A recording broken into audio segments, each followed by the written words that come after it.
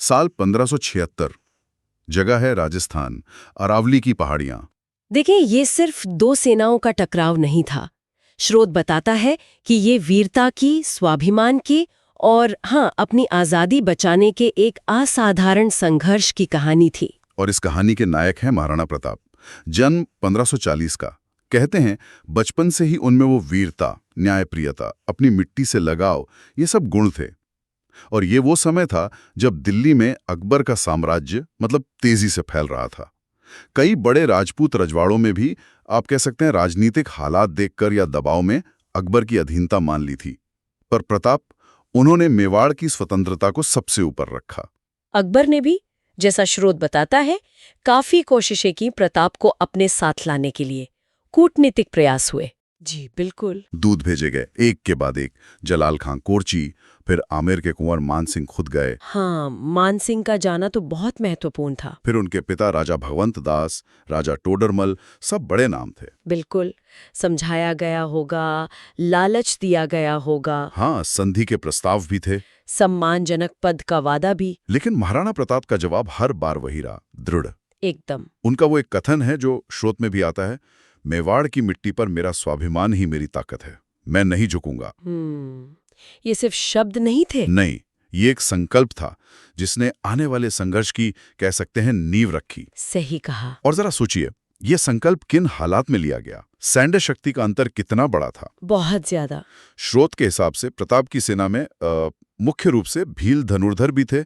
सब मिलाकर करीब 3000 से 4000 सैनिक। जी, और वो भी शायद पूरी तरह प्रशिक्षित या उतने साजो सामान वाले नहीं थे जितने मुगल सेना के पास थे। बिल्कुल। और दूसरी तरफ मुगल सेना, जिसका नेतृत्व कर रहे थे राजा मानसिंह, अनुभवी योद्धा। हाँ, और उनकी सेना में अनुमानित 8000 से 10,000 सैनिक थे। प्रशिक्षित सैनिक, तोपखाना, बेहतर संसाधन, जमीन आसमान का फर्क था। जाहिर है। तो सवाल ये उठता है कि उस राजनीतिक माहौल में जब ज्यादातर रजवाड़े एक तरह से समझौता कर रहे थे, प्रताप का ये फैसला कितना अलग था? इसके पीछे की सोच क्या थी? जरा इस पृष्ठभूमि पर और रोशनी डालिए। हाँ, ये समझना बहुत जरूरी है। जैसा आपने कहा, 1576 तक माहौल काफी बदल चुका था। अकबर की पकड़ मजबूत हो चुकी थी राजपूताना पर, अपनी कूटनीति और सैन्य ताकत दोनों से। कई राजपूत शासकों ने एक व्यवहारिक रास्ता अपनाया, संधियां की, मुगल दरबार में पद भी पाए, रिश्ते भी बनाए। एक तरह से ये स्थिरता का रास्ता था। सुरक्षा भी। हाँ, सुरक्षा भी, जिसे कई राज्यों ने चुना। अब ऐसे में मेवाड़ का अकेला खड़ा रहना, और वो भी प्रताप के नेतृत्व में, ये बहुत बड़ी बात थी। स्रोत भी यही कहता है कि ये सिर्फ एक राज्य का राजनीतिक विरोध नहीं था। नहीं। ये मेवाड़ की जो सदियों पुरानी स्वतंत्रता की परंपरा थी, और राजपूतों का वो स्वाभिमान, क्षत्रिय धर्म, उन आदर्शों की बात थी। अच्छा। जिन्हें प्रताप किसी भी कीमत पे छोड़ना नहीं चाहते थे।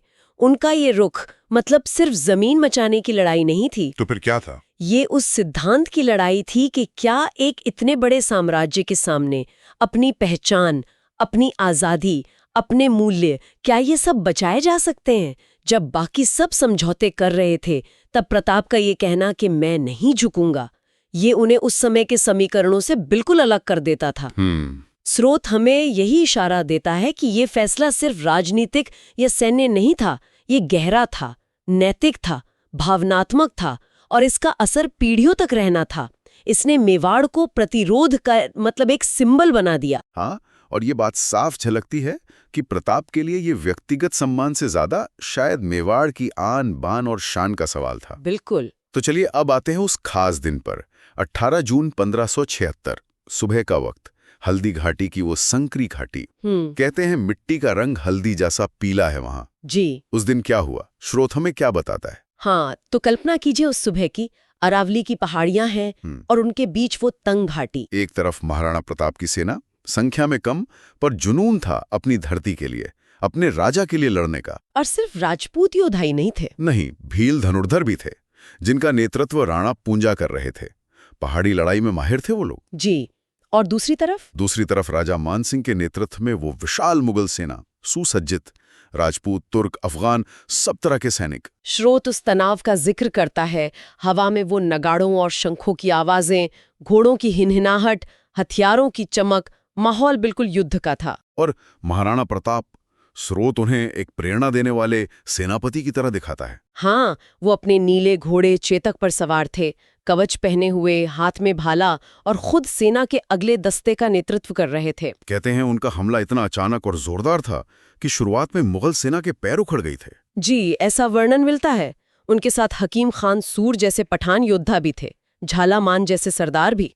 तो ये दिखाता है कि ये लड़ाई सिर्फ राजपूतों की नहीं थी। नहीं, बिल्कुल नहीं। और चेतक का जिक्र तो करना ही होगा। हाँ, हल्दी घाटी और चेतक तो जैसे एक दूसरे के पूरक हैं।